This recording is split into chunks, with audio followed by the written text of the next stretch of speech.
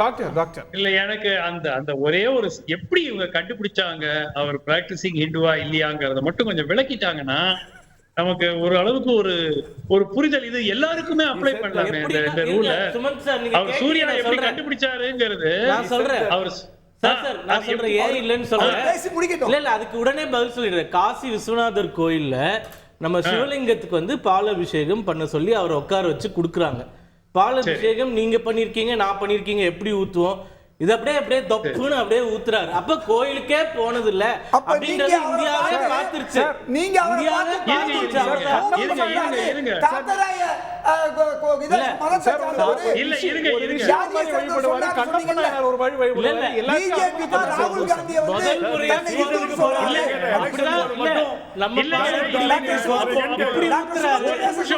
நான் ஒரு கேள்வி கேட்கட்டுமா? இப்போ எனக்கு தெரிந்த வரைக்கும் ஒரு இந்து கோவிலினுடைய ஒரு பிரான் பிரதிஷ்டா போன்ற நிகழ்வு வந்து அந்த கோவிலினுடைய பூசாரிகள் யூசுவலா செய்வாங்க. எனக்கு தெரிஞ்ச வரைக்கும் அப்படிதான் நடக்கும். ஆனால் ஒரு அரசியல் தலைவர் அந்த மாதிரி செஞ்சு பார்த்தா அப்ப அது இந்துயிசம்ல கணக்காகுமா? அது எந்த மதத்தினுடைய கணக்குல வரும்? இந்த மாதிரி நம்ம பேசிட்டே போலாம். அப்ப யாரு கோயிலுக்கு போறது இல்லைங்க, அவர் எலெக்ஷனுக்கு மட்டும் போலங்க. அதுதான் டிஃபரன்ஸ். சடங்குகள் இருங்க ஒரு நிமிஷம். அந்த சடங்குகளை நடத்த வேண்டியது அங்க இருக்கக்கூடிய அந்த பூசாரிகள். அந்த பூசாரிகளுக்கு பதிலாக அந்த முக்கிய சடங்குகள் எல்லாம் இவர் செய்கிறார் என்றால் அது என்ன கணக்கு? எந்த மதத்துடன் கணக்குதுன்னு கேட்கிறேன். எனக்கு தெரியாது. சோ நீங்க அந்த சிவலிங்கத்துக்கு எப்படி பால் அவர் ஊற்றிய விதத்திலிருந்து அவர் இந்துவா இல்லையாங்கிற ஜட்ஜ் பண்றீங்களே, இப்ப இதையும் நீங்க ஜட்ஜ் பண்ணிருக்கலாமே. மெயின் பாயிண்ட் என்னன்னா இன்னைக்கு நடந்திருக்கிற பாராளுமன்ற நிகழ்வுகள் பதில் சொல்ல மீண்டும் வரேன். ஆகம விதிகள் கோவில்களை தவிர நாங்கெல்லாம் உள்ள போகணும்னு குதிக்கிற கட்சியை சப்போர்ட் பண்றவர் தானே சுமன் ஸ்ரீராமன். யார் வேணா உள்ள போலான்னு சொல்ற வேண்டியது தானே. இன்னைக்கு பிரதமருக்கு அந்த ஒரு மதிப்பை கொடுத்தது மட்டும் ஏன் இப்ப கொஸ்டின் பண்றாரு? ஏன் இப்ப பூஜாரிகள் தான் பண்ணணும், ஏன் பண்ணக்கூடாதுன்றாரு? இதுதான் நீங்க காலகாலமா கேக்குறீங்க. ஆகம விதிகள் படி இருக்கிற கோவில்ல மட்டும்தான் அது கோவில்ல மட்டும்தான் அதை ஃபாலோ பண்ணாங்க. பிரதமர் போனா என்ன தப்பு? அப்ப மட்டும் ஏன் பூஜாரின்றாரு? அதுக்கு சுமந்த் பதில் சொல்லுங்க. பதில் சொல்லலாமா? உள்ள போயிருக்கேன் சொல்லுங்க. அதுக்கு பதில் சொல்லுங்க. காரணம் சொல்ல முடியுமா? கோவிலை தவறுன்னு சொல்லிருக்கேன். அதுக்கு என்னுடைய பதில் பேச விடுங்க சார். நீங்க பேசுங்க அப்புறமா. என்னை பொறுத்த வரைக்கும் யார் வேண்டுமானாலும் எந்த சமுதாய எந்த ஜாதியை சேர்ந்தவராக இருந்தாலும் ஒரு இந்து மத கோயிலில் அவர்கள் அந்த பணிக்கு பயிற்சி பெற்றிருந்தால் அவர்கள் தாராளமாக செய்யலாம். அதுல வந்து எந்த விதமான ஒரு மாற்று கருத்து எனக்கு கிடையாது.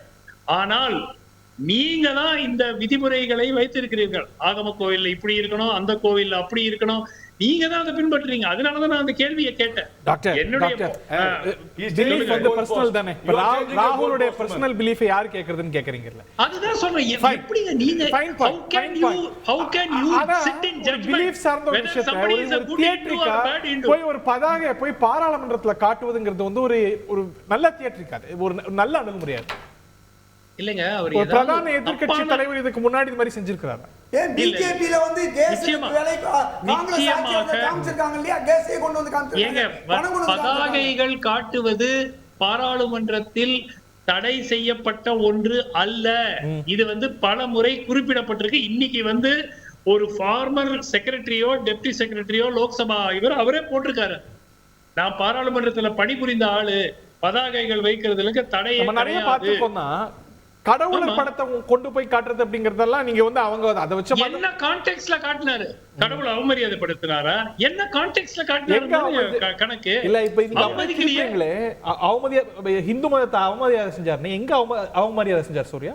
அவமரியாதை செய்யலையே அவரு. எங்க இந்து மதத்தை அவமரியாதை செஞ்சாரு? இந்துக்களாக இருக்கக்கூடிய சிலர் இந்த மாதிரி பண்ற எல்லா இந்து மத அவமரியாதை சொன்னாரா?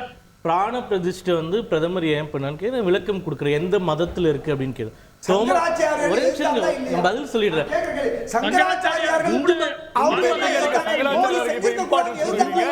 அழகே அதுதான் சில பேர் எதிர்ப்பாங்க, சில பேர் ஆதரவு செய்வாங்க.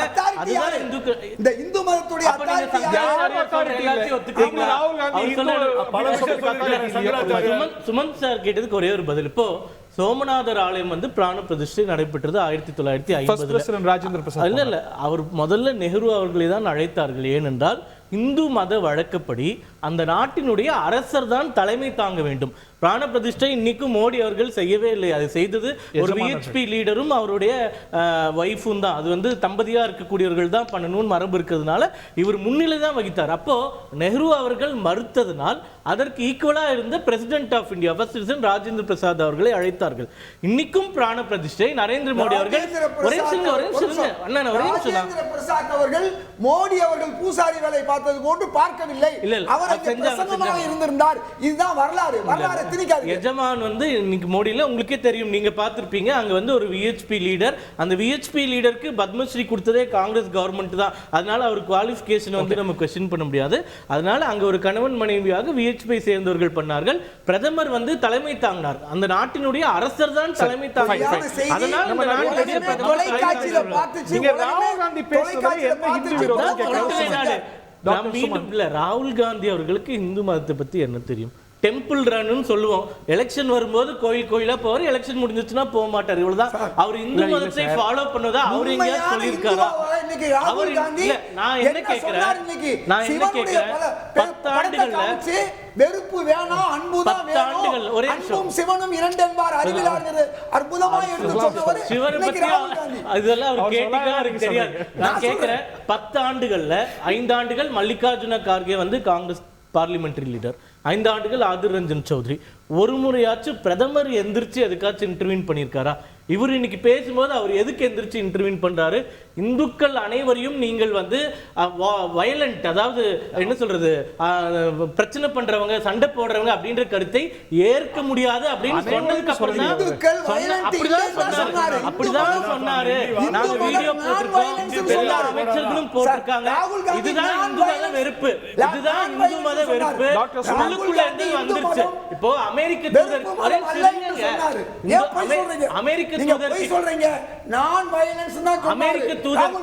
அமெரிக்க தூதர் கிட்ட என்ன சொன்னாரு? சாஃப்ரான் டெரர் பார்த்து தான் எனக்கு பயமா இருக்குன்னு சொன்னாரா இல்லையா? ரெக்கார்டடா இருக்கா இல்லையா? சாஃப்ரான் டெரர் எங்க இருக்கு? டெரர்ன்றது டெரர் தான் யாரா இருந்தாலும். அப்போ இந்து மதத்தின் மீது ஆழ்ந்த வெறுப்பு இருக்கிறது இன்னைக்கு இன்னொரு முறை நிரூபணம் ஆகிவிட்டது. அவ்வளவுதான். டாக்டர் சுமந்த், செய்திகளை உடனுக்குடன் தெரிந்து கொள்ள உடனே சப்ஸ்கிரைப் பண்ணுங்க.